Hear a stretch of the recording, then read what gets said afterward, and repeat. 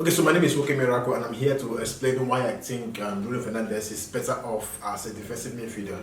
So I made a post earlier before now that I will explain why I think Fernandes is is better off as a defensive midfielder than as an attacking midfielder. So some guys said Bruno Fernandes is not a defensive midfielder. I didn't say he is a defensive midfielder.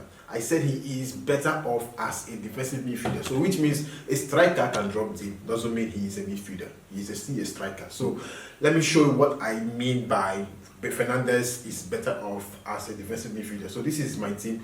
So I have been setting them up. So let's just say Bruno is back from AFCON. And then we have, let me just use Ahmad here. Matis Cunha. So these numbers do not really explain the players. Like I'm just trying to pick out details of this formation of this team. So let's just use Sesko. So now the major reason why I made this selection is to explain something about Fernandes, mainly Fernandes. Okay, so I said in the post that Fernandes is better off as a defensive midfielder. Let me explain why. So when we have Fernandes as a defensive midfielder alongside Casemiro, okay, so two things are involved when we have Fernandes here. Two things are involved. One, he helps out offensively. Secondly, he helps out defensively.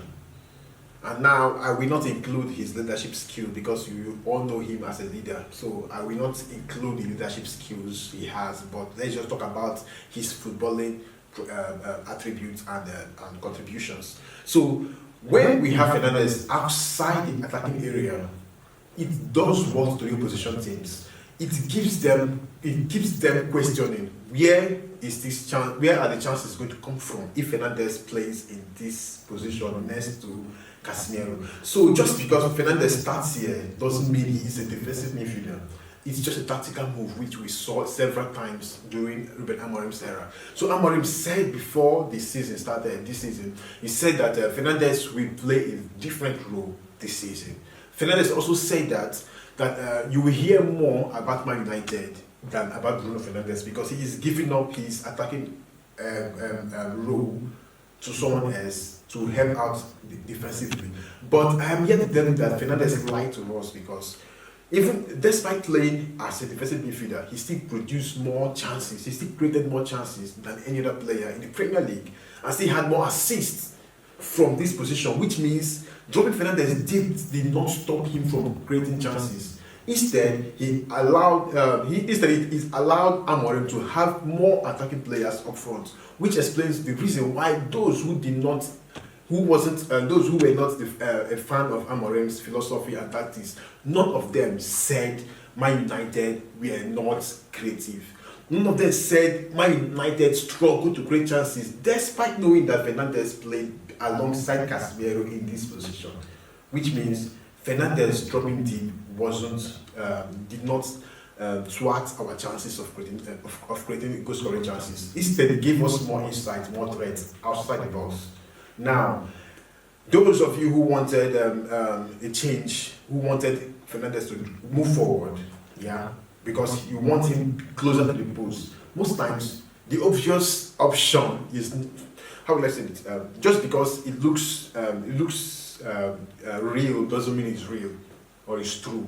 So Fernandes here up front, yes, he's going to create chances, but not as effectively as he did from this position under Amorim. So if someone told you that Kobe Mainoo will create more chances than Bruno Fernandes, playing fewer time than Fernandes in a game for Man United, would you believe that? If someone told you that Kobe Mainoo will create more chances in central midfielder, will create more chances than attacking midfielder, why did that happen? It happened because Fernandes did not play here. Kobe Mainoo, let's just use 31 to represent Kobe Mainoo. Kobe Mainoo played here. Now this was Fernandes. And now the reason why Fernandes could not create chances against Brighton was because most of the time he dropped deep to take the ball from Kobe Mainoo.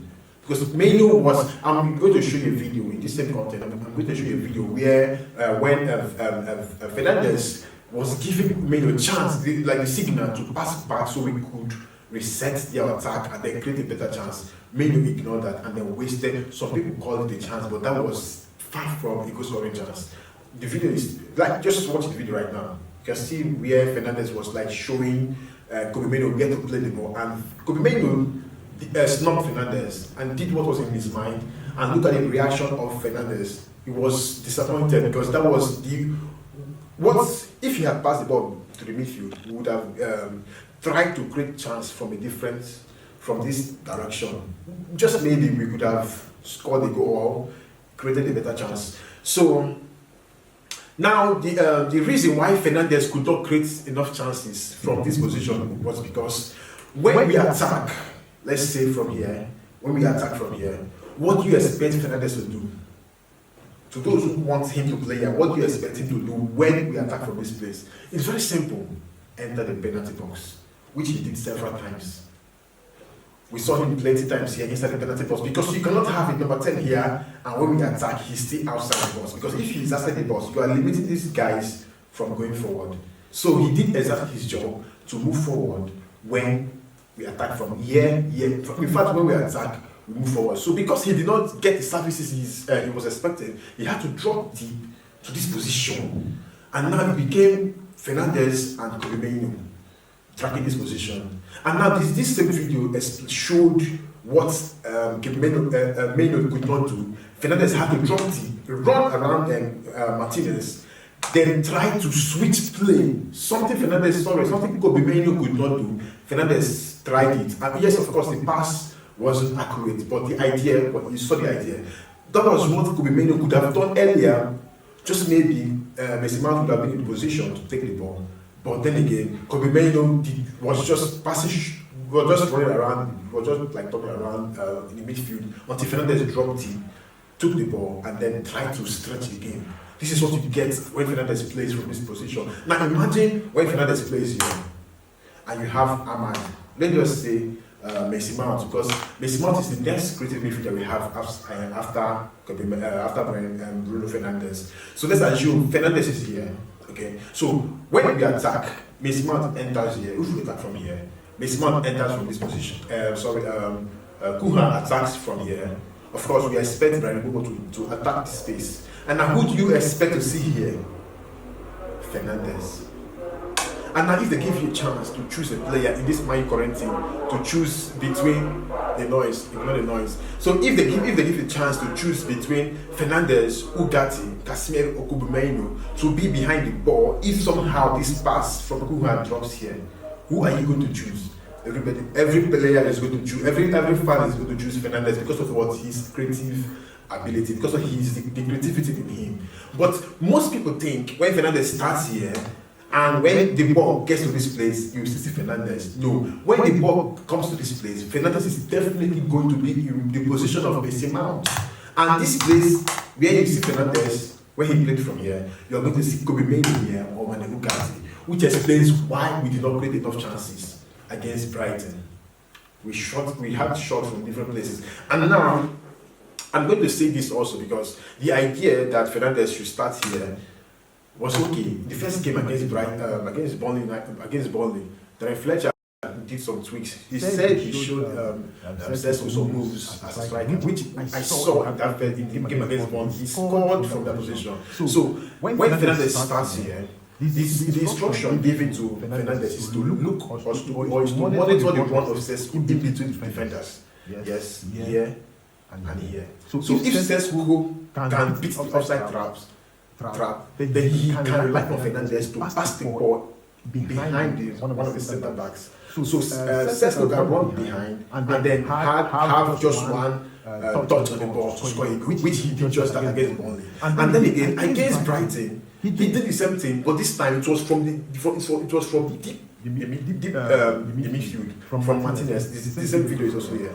Martinez did the same thing. He passed the ball beside the centre backs. And Sesko had a chance to look the goalkeeper, which he did, but it wasn't enough for him to score his third goal at the time. So having quality outside the penalty box is key, which explains why Man City scores a lot of goals. When Rodri is behind the ball outside, Rodri is not just a defensive midfielder, he has the ability to create chances. When you have Rodri outside the penalty box, and then you really have Foden blocking around the penalty area, you watch it behind you, you see Rodri behind the ball, or Bernardo Silva behind the ball. What do? You start asking who is he going to pass the ball to, because you already have enough danger inside the penalty box, and you still have danger outside the penalty box, outside the penalty box rather. So if we want to start Fernandes off front, we are definitely going to isolate him. So I never thought for one day that Kobe Mainoo would finish a game, let's say 50-60 minutes of the game, and create more chances than Fernandes, who played 90 minutes. This is what I guess I did not see the sacking of Amorim on Monday morning following the interview, blah blah blah. So I wasn't expecting, one of the things I was not expecting in this game is to see Kobe Mainoo create more chances than Bruno Fernandes. So the next manager, if he is coming to take this team on, he has to play Fernandes outside this attacking area, because of Fernandes' ability to create chances with a long ball, to create chances from short passes, to score from range. We need that extra threat outside the penalty area, where we have the likes of Brian Gumo, Sesko, Kuma. Then we have, let's say, Messi Mount behind them on inside, blocking and waiting for a cross from Fernandes from this position. I have no agenda. I like Man United a lot. I like the players a lot. Kobe Mainoo, they say I have issues with him, but I tell you that Kobe Mainoo is not creative. He's not a defensive midfielder, so I don't know how I'm going to say this. I don't have any agenda on Kobe Mainoo. The truth there is that Amorim could have given Mainoo more playing time, but Amorim also did right not to start him in games because he's not that good to start games. What he did against Brighton was just ordinary. Any player could have done that. Any player could have done what Kobe Mainoo did in that game against Brighton. So I'm going to say this, just listen carefully. I'm going to say this. And this message is for the English pundits. Gary Neville, Roy Keane, Wayne Rooney, Owen Hargreaves, you call them Boscos. When the new manager comes in, I'll give him like 6 or 7 matches in this new era. 6 or 7 matches. 7 is too much. 6 matches. I'm going to tell you, these English pundits are going to say one particular thing, or the statement: Man United do not create enough chances. Man United are lacking creativity. If Michael Carrick or Solskjaer starts Bruno Fernandes up front. In summary, if Fernandes starts up front, we are definitely going to hear fans, English pundits, say Man United do not create enough chances. At least under Amorim, the fans hated the formation 3-4-2-1 setup, but they never said the team lacked creativity, because Fernandes was still doing his job, even playing alongside Casemiro. So let me know what you think about this illustration in the comment section below.